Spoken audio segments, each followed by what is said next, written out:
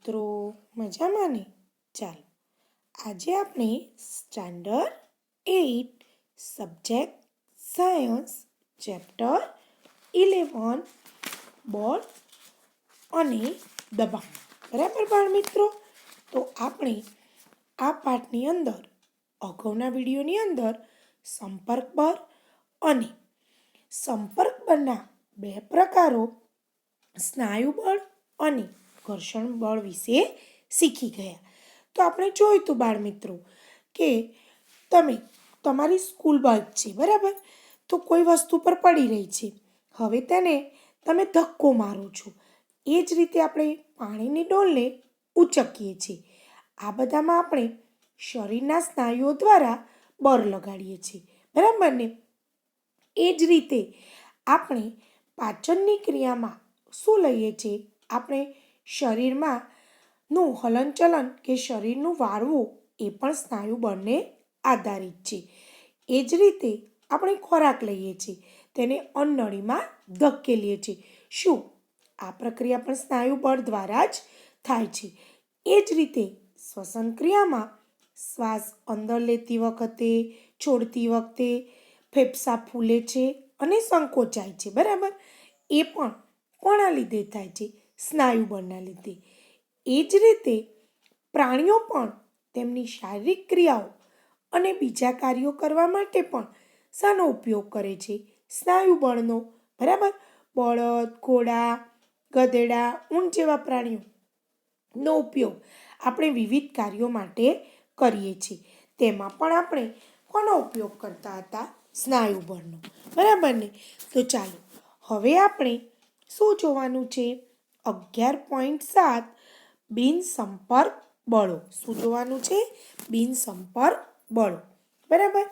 એની અંદર આપણે સૌપ્રથમ બિનસંપર્ક બળોની અંદર શું જોઈશું બાળ મિત્રો? તો બિનસંપર્ક બળોની અંદર આપણે સૌપ્રથમ ચુંબકીય બળ, જે અસંપર્ક બળના ઉદાહરણ છે. બિનસંપર્ક બળ એટલે કે અસંપર્ક બળ બરાબર. તો અસંપર્ક બળના ઉદાહરણ કયા છે? ચુંબકીય બળ અને સ્થિર વિદ્યુત બળ. કયા બાળ મિત્રો? ચુંબકીય બળ અને સ્થિર વિદ્યુત બળ. આ માટે આપણે પ્રવૃત્તિ 11.6 બરાબર. પ્રવૃત્તિ 11.6 ગજિયા ચુંબકોની એક જોડ લો. આકૃતિ 11.10માં દર્શાવ્યા પ્રમાણે એક ચુંબકને 3 ગોળાકાર પેન્સિલ પર અથવા લાકડાના નળાકાર પર મૂકો બરાબર. બીજા ચુંબકના એક છેડાને નળાકાર પર મૂકેલા ચુંબકના છેડા પાસે લાવો. બંને ચુંબકો એકબીજાને સ્પર્શે નહીં તેનું ધ્યાન રાખો. હવે શું થાય છે તેનું અવલોકન કરો. હવે ચુંબકના બીજા છેડાને નળાકાર પર રાખેલા ચુંબકના તે જ છેડા પાસે લાવો. આકૃતિ 11.10 દર વખતે બીજા ચુંબકને નળાકાર પર મૂકેલા ચુંબક પાસે લાવવામાં આવે ત્યારે તેના ઉપર શું અસર થાય છે તે નોંધો બરાબર બાળ મિત્રો. હવે આપણે શું કરવાનું છે? ગજિયા ચુંબકનો એક છેડો લો બરાબર. હવે ગજિયા ચુંબકના એક જોડ લો બરાબર. આપણે જે આકૃતિમાં જોઈ શકીએ છીએ, જુઓ અહીં આપણને આકૃતિ બતાવી છે બરાબર. બે ચુંબકો વચ્ચે શું થાય છે? આકર્ષણ અને અપાકર્ષણનું આપણે અવલોકન કરવાનું છે બરાબર. અહીં આપણને એક આકૃતિ આપેલી છે બરાબર. એના દ્વારા આપણે એનું શું કરવાનું છે? અવલોકન બરાબર. તો આપણને આ એક આકૃતિ અને એક આ બીજી આકૃતિ આપેલી છે બરાબર. તો સૌપ્રથમ આપણે શું કરીશું? ગજિયા ચુંબકની એક જોડ લો. આકૃતિમાં દર્શાવ્યા પ્રમાણે એક ચુંબકને 3 નળાકાર પેન્સિલ પર અથવા જુઓ અહીં આપણને બતાવ્યું છે આ 3 નળાકાર પેન્સિલ છે બરાબર. પેન્સિલ પર અથવા લાકડાના નળાકાર પર મૂકો. બીજા ચુંબકના છેડા પર ને નળાકાર પર મૂકેલા ચુંબકના છેડા પાસે લાવો.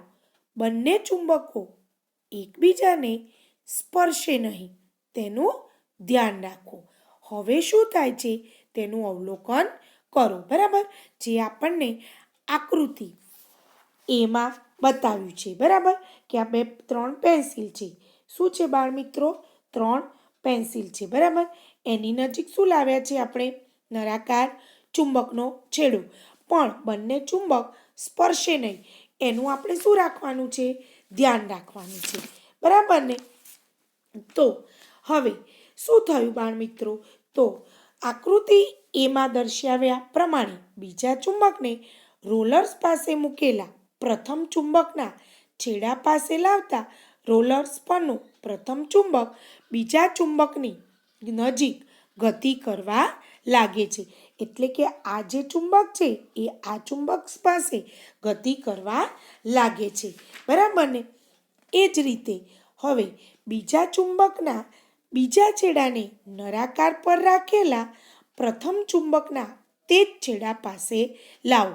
જુઓ અહીં તમે જોઈ શકો છો બરાબર. અહીં બંને ચુંબકના છેડા કેવા છે? પરસ્પર વિરુદ્ધ છે બરાબર. આ લાલ છે વાદળી, આ બાજુ લાલ છે વાદળી. જ્યારે બીજા ચિત્રમાં શું જુઓ છો તમે? બીજા છેડાના નળાકાર પાસે રાખેલ પ્રથમ ચુંબકના તે જ છેડાને લાવો બરાબર. આ બંને છેડા કેવા છે? સરખા છે. અને આ બંને છેડા કેવા છે? અસમાન એટલે કે જુદા જુદા છે બરાબર. હવે શું થાય છે? તો બીજા ચુંબકના નળાકાર પર મૂકેલા ચુંબક પાસે લાવવામાં આવે ત્યારે શું થાય બાળ મિત્રો? તો આકૃતિ બીમાં દર્શાવ્યા પ્રમાણે જ્યારે બીજા ચુંબકને ઉલટાવી તેના બીજા છેડાને રોલર પાસે મૂકેલા પ્રથમ ચુંબકની નજીક લાવવામાં આવે છે ત્યારે પ્રથમ ચુંબક રોલર્સ પર ખસીને બીજા ચુંબક તરફ ગતિ કરવા લાગે છે બરાબર. એટલે ત્યાંથી ખસી બીજા ચુંબક પર ગતિ કરવા લાગે છે. આ ઉપરથી આપણે શું કહી શકીએ? તો 2 ચુંબક વચ્ચે ભૌતિક સંપર્ક નથી છતાં પણ પ્રથમ ચુંબકની ગતિ વારાફરતી પરસ્પર વિરુદ્ધ દિશામાં રોલર્સ પર થાય છે, જે દર્શાવે છે કે 2 ચુંબકો વચ્ચે બળ પ્રવર્તે છે. એટલે કે 2 ચુંબક વચ્ચે ખેંચાણ બળ કે ધક્કારૂપી બળ પ્રવર્તે છે. પ્રથમ ચુંબકને બીજા ચુંબકથી નજીક અને દૂર તરફ ગતિ કરાવે છે. બીજા શબ્દોમાં કહીએ તો બાળ મિત્રો, બંને ચુંબકો વચ્ચે અનુક્રમે આકર્ષણ અને અપાકર્ષણ થાય છે. તો આકર્ષણ ક્યાં થાય બાળ મિત્રો? તો અસમાન ધ્રુવો વચ્ચે, આ 2 અસમાન ધ્રુવો છે. જુઓ આ બે કેવા ધ્રુવો છે બાળ મિત્રો? સમાન છે. અને આ 2 કેવા છે? અસમાન ધ્રુવ. તો અસમાન ધ્રુવો વચ્ચે શું થાય છે બાળ મિત્રો? આકર્ષણ. શું થાય છે? આકર્ષણ બરાબર. અને આ બે અસમાન ધ્રુવો વચ્ચે શું થયું? આકર્ષણ. અને આ 2 કેવા ધ્રુવો છે? સમાન. સમાન ધ્રુવો વચ્ચે શું થાય છે? અપાકર્ષણ. શું થાય છે બાળ મિત્રો? અપાકર્ષણ બરાબર. હવે તમને ખ્યાલ આવ્યો કે અસમાન ધ્રુવો વચ્ચે આકર્ષણ અને સમાન ધ્રુવો વચ્ચે અપાકર્ષણ થાય છે, જે તમે ધોરણ 6માં પણ શીખી ગયા છો ને બાળ મિત્રો. ચાલો હવે બીજા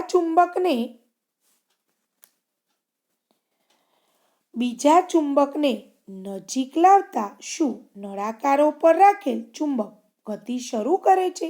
શું તે હંમેશા નજીક લાવવામાં આવતા ચુંબકની દિશામાં ગતિ કરે છે? આ અવલોકન શું સૂચવે છે? બરાબર બાળ મિત્રો? શું એનો અર્થ એવો થાય છે કે બે ચુંબકો વચ્ચે કોઈ બળ ચોક્કસ લાગતું હોવું જોઈએ? બરાબર? આપણે જોયું કે બે ચુંબક વચ્ચે કોઈ ચોક્કસ બળ લાગે છે ને બાળ મિત્રો? તમે ધોરણ 7માં શીખી ગયા કે બે ચુંબકના સમાન ધ્રુવો એકબીજાને આકર્ષે છે, જ્યારે અસમાન ધ્રુવો એકબીજાને આકર્ષે છે અને સમાન ધ્રુવો એકબીજાને અપાકર્ષે છે. જ્યારે અસમાન ધ્રુવો શું કરે છે? એકબીજાને આકર્ષે છે. આપણે જોયું ને બાળ મિત્રો કે અસમાન ધ્રુવો વચ્ચે શું થાય છે? આકર્ષણ. અને સમાન ધ્રુવો વચ્ચે અપાકર્ષણ થાય છે. બે પદાર્થો વચ્ચે લાગતા આકર્ષણ કે અપાકર્ષણને પણ ખેંચાણ કે ધક્કા મારવાના સ્વરૂપે જોઈ શકાય છે. બરાબર બાળ મિત્રો? તો આપણે જોયું કે બે પદાર્થ વચ્ચે લાગતા આકર્ષણ અને અપાકર્ષણને પણ ખેંચાણ કે ધક્કો મારવાના સ્વરૂપે જોઈ શકીએ છીએ. શું ચુંબકો વચ્ચે લાગતા બળના અવલોકન માટે બે ચુંબકો વચ્ચે સંપર્ક કરાવવો જરૂરી છે? એક ચુંબક બીજા ચુંબક પર સંપર્કમાં આવ્યા વગર બળ લગાડી શકે છે. આપણે જોયું બાળ મિત્રો કે એક ચુંબક બીજા ચુંબકના સંપર્કમાં આવ્યા વગર પણ બળ લગાડી શકે છે. ચુંબક દ્વારા લાગતું બળ એ અસંપર્ક બળનું ઉદાહરણ છે, એટલે કે બિન સંપર્કનું. બરાબર?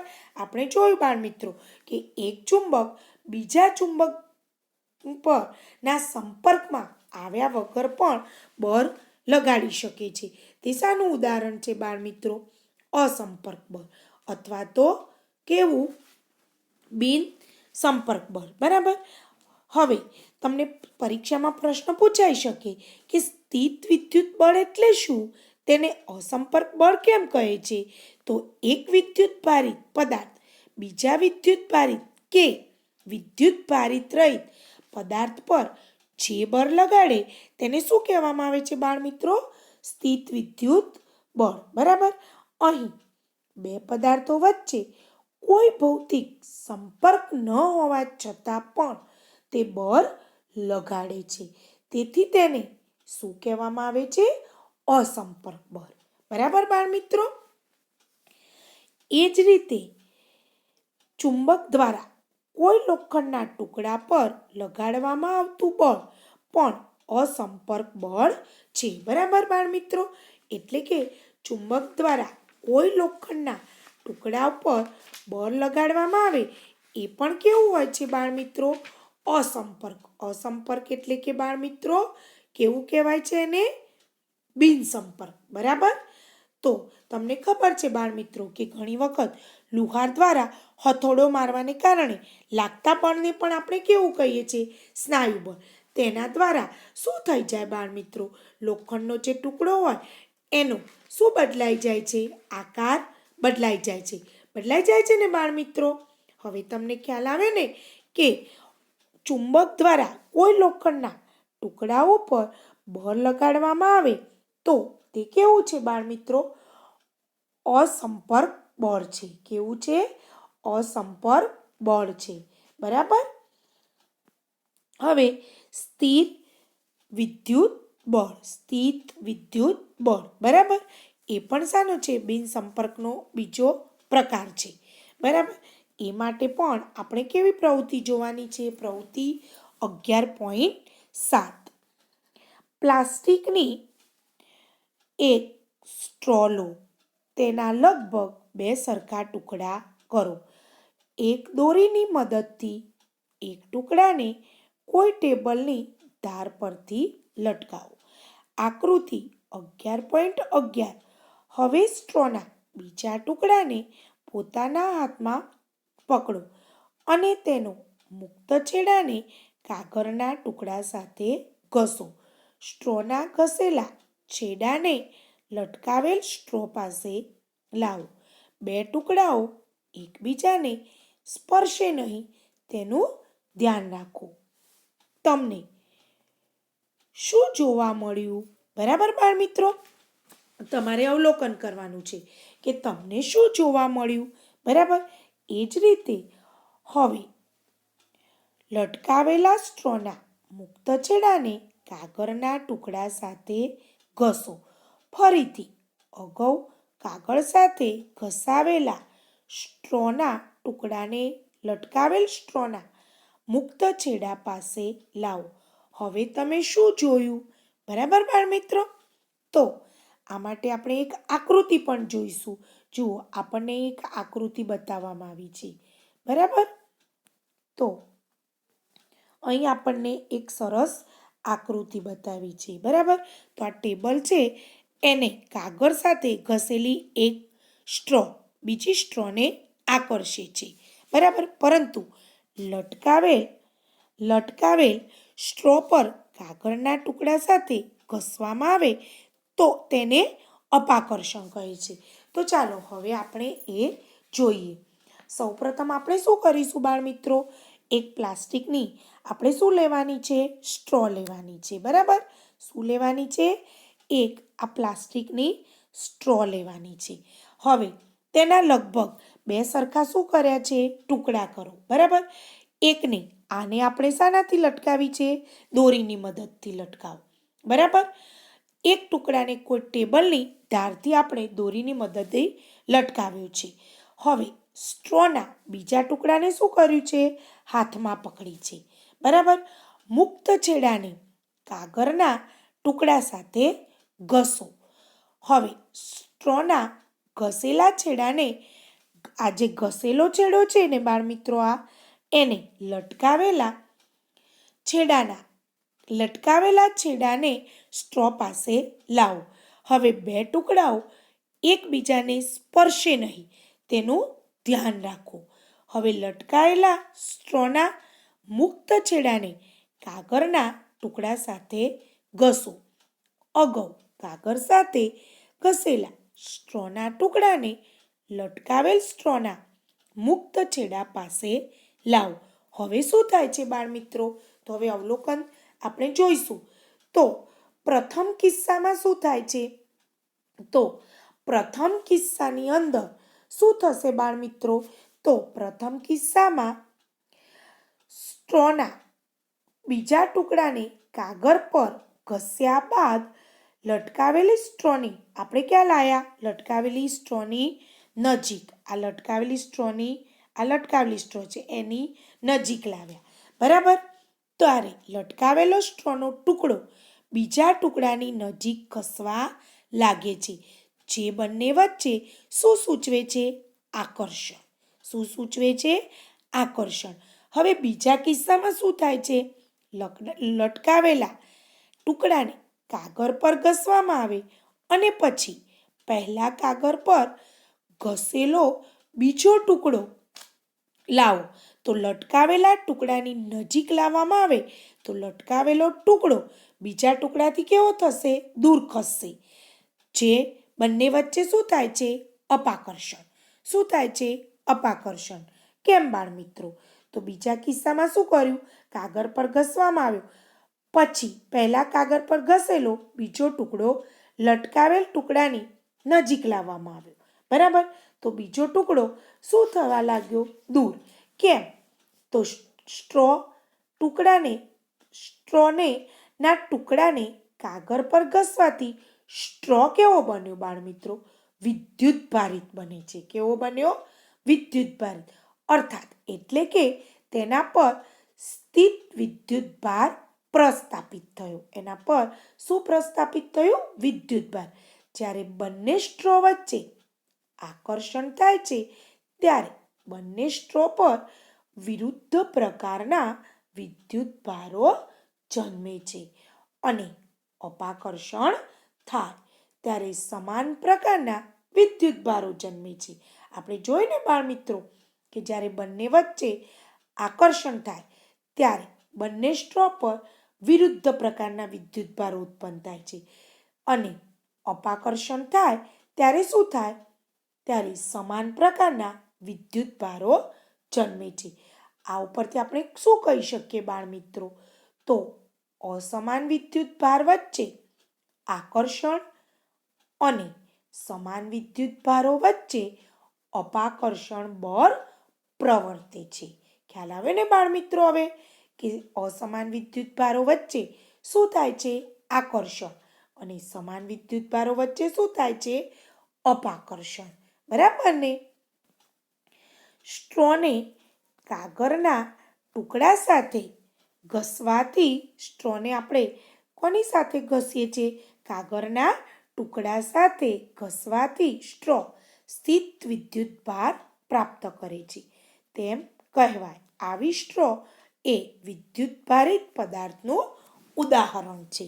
બરાબર બાળમિત્રો?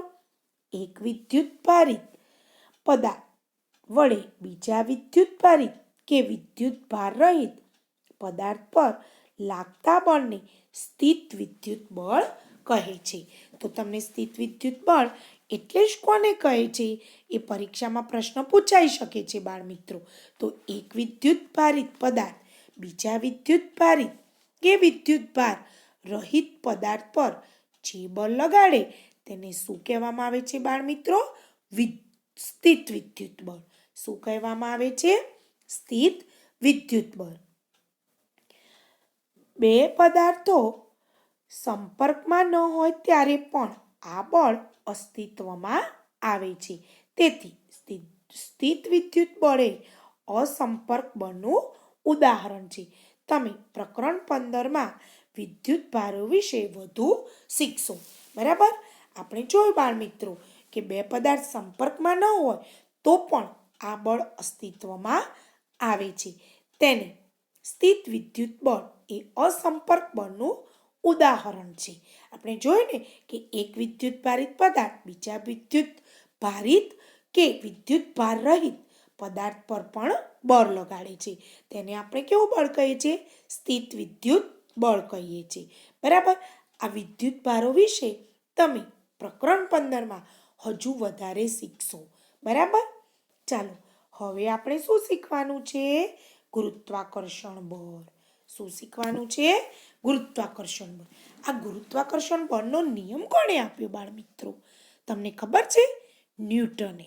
તમને સફરજનની વાત ખબર છે ને કે સફરજનના ઝાડ ઉપરથી સફરજન નીચે પડ્યું તો ન્યૂટનને વિચાર આવ્યો કે કેમ સફરજન નીચે જ પડ્યું ને ઉપર ના ગયું? બરાબર? તો આ ગુરુત્વાકર્ષણ બળનો નિયમ કોણે શોધ્યો હતો? કોણે શોધ્યો બાળમિત્રો? ગુરુત્વાકર્ષણ બળનો ન્યૂટને. શું બાળમિત્રો આ ગુરુત્વાકર્ષણ બળ માત્ર પૃથ્વી દ્વારા જ લાગી શકે? તમને એવો વિચાર આવે કે શું આ ગુરુત્વાકર્ષણ બળ માત્ર પૃથ્વી દ્વારા જ લાગી શકે? ના.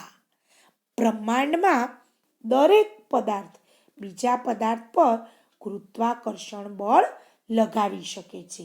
બરાબર બાળમિત્રો? ફક્ત પૃથ્વી દ્વારા જ ન લગાવી શકાય પણ બ્રહ્માંડમાં દરેક પદાર્થ બીજા પદાર્થ પર ગુરુત્વાકર્ષણ બળ લગાડી શકે છે. તો આજે આપણે આવા ગુરુત્વાકર્ષણ બળ વિશે શીખીશું. બરાબર ને બાળમિત્રો? તમને આગળ ગુરુત્વાકર્ષણ બળ વિશે તમે અગાઉના ધોરણમાં પણ શીખી ગયા છો. શીખી ગયા છો ને બાળમિત્રો? અત્યારે આપણે એનું ફરીથી અત્યારે તો શું કરીએ છીએ બાળમિત્રો? પુનરાવર્તન જ કરીએ છીએ. બરાબર ને? તમે અગાઉના ધોરણમાં ગુરુત્વાકર્ષણ બળ વિશે પણ શીખી ગયા છો. તમે જાણો છો કે કોઈ સિક્કો કે પેન તમારા હાથમાંથી છટકી જાય તો તે જમીન તરફ પડે છે. ખબર જ છે ને બાળમિત્રો? તમે કદાચ સિક્કો પકડ્યો હોય, પેન પકડ્યો હોય, હાથમાંથી પડી જાય તો એ જમીન તરફ જ જાય. ઉપર જાય છે? નથી જતો. વૃક્ષથી અલગ થયા પછી પાંદડાઓ અને ફળ પણ જમીન તરફ જ પડે છે. પડે છે ને બાળમિત્રો? ઘણી વખતે તમે જોયું હશે કે ઝાડ ઉપરથી પાંદડા ખરતા હોય છે. એ જ રીતે કોઈ ઝાડ ઉપરથી ફળ પડે છે. આંબા ઉપર કેરીનું ફળ આવે તો કેરીનું ફળ પણ ઉપર આકાશમાં જાય છે? નથી જતું. એ ક્યાં આવે છે? જમીન તરફ જ પડે છે. શું તમને ક્યારે આશ્ચર્ય થયું આવું શા માટે થાય છે? બરાબર? તમને આવું આશ્ચર્ય થયું કે આવું કેમ થાય છે, બરાબર. તો આપણે જોયું ને બાળ મિત્રો કે બ્રહ્માંડમાં દરેક પદાર્થ બીજા પદાર્થ પર ગુરુત્વાકર્ષણ બળ લગાડે છે, એટલે કે પૃથ્વી દરેકને પોતાની તરફ આકર્ષે છે, બરાબર. જ્યારે સિક્કો તમારા હાથમાં પકડેલો હોય ત્યારે તે સ્થિત અવસ્થામાં હોય છે. તમે જ્યારે સિક્કાને પકડી લો ત્યારે કેવો હોય છે હાથમાં પકડેલો? સ્થિત, એકદમ સ્થિર સ્થિતિમાં હોય છે, બરાબર. જેવા તેને છોડવામાં આવે તરત જ એ ક્યાં ગતિ કરશે? નીચેની તરફ ગતિ કરવાનું શરૂ કરે છે. તે પરથી સ્પષ્ટ થાય છે કે સિક્કાની ગતિની અવસ્થામાં ફેરફાર થાય છે. જ્યાં સુધી તમે એને પકડી લો છો ને ત્યાં સુધી એ કેવો રહે છે? સ્થિર. પણ તેને જેવો છોડો છો, હાથમાંથી છોડો, એવો એ નીચેની તરફ ગતિ કરવાની શરૂઆત કરે છે. એ ઉપરથી આપણે શું સ્પષ્ટ કર્યું કે સિક્કાની ગતિની અવસ્થામાં ફેરફાર થાય છે. શું તેના પર બળ લાગ્યા વગર આવું શક્ય છે? આ બળ કયું છે બાળ મિત્રો? આપણે આ શક્ય છે કે એના પર બળ ન લગાડીએ તો એ પૃથ્વી પર પડે ના પડે? આ બળ કયું છે? ગુરુત્વાકર્ષણ બળ છે. કયું છે બાળ મિત્રો? ગુરુત્વાકર્ષણ બળ છે, બરાબર ને. એ જ રીતે પદાર્થો કે વસ્તુઓ પૃથ્વી તરફ પડે છે કારણ કે પૃથ્વી તેમને પોતાની તરફ ખેંચે છે. આપણે અગાઉના ધોરણમાં પણ શીખી ગયા છીએ કે દરેક પદાર્થ કે વસ્તુને પૃથ્વી પોતાની તરફ ખેંચે છે. એ નિયમ કોણે આપ્યો? ન્યૂટને. આ બળને ગુરુત્વાકર્ષણ બળ કહે છે, બરાબર. ગુરુત્વાકર્ષી બળ અથવા માત્ર ગુરુત્વ કહે છે. ગુરુત્વ બળ બધા જ પદાર્થો પર લાગે છે, બરાબર ને બાળ મિત્રો. તો આ ગુરુત્વાકર્ષણ બળ બધા જ પદાર્થો પર લાગે છે. ગુરુત્વ બળ આપણા બધા પર દરેક સમયે આપણી જાણકારી વગર લાગતું હોય છે. જ્યારે આપણે કોઈ નળ ખોલીએ છીએ ત્યારે પાણી જમીન તરફ વહેવા લાગે છે. ગુરુત્વ બળને કારણે જ નદીઓમાં પાણી નીચે તરફ વહે છે. બાળ મિત્રો, તમને ખબર છે, તમે પણ તમારા ઘરે નળ ચાલુ કરો તો પાણી ક્યાં આવે છે? નીચે જ પડે છે. ઉપર જાય છે? નથી જતું.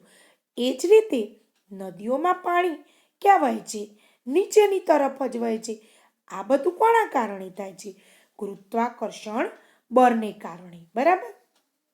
તો ગુરુત્વ એ માત્ર પૃથ્વીનો એકલો ગુણધર્મ નથી. હકીકતમાં વિશ્વનો દરેક પદાર્થ નાનો હોય કે મોટો હોય એકબીજા પર બળ લગાડે છે. આ બળને ગુરુત્વાકર્ષણ બળ કહે છે. ખ્યાલ આવે બાળ મિત્રો? ગુરુત્વ એ માત્ર પૃથ્વીનો એકલાનો ગુણધર્મ નથી.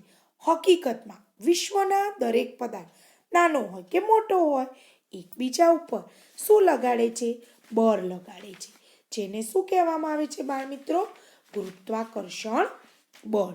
હવે બાળ મિત્રો, તમને ખબર છે, તમને પરીક્ષામાં પ્રશ્ન પૂછાઈ શકે છે કે ગુરુત્વાકર્ષણ બળ એટલે શું?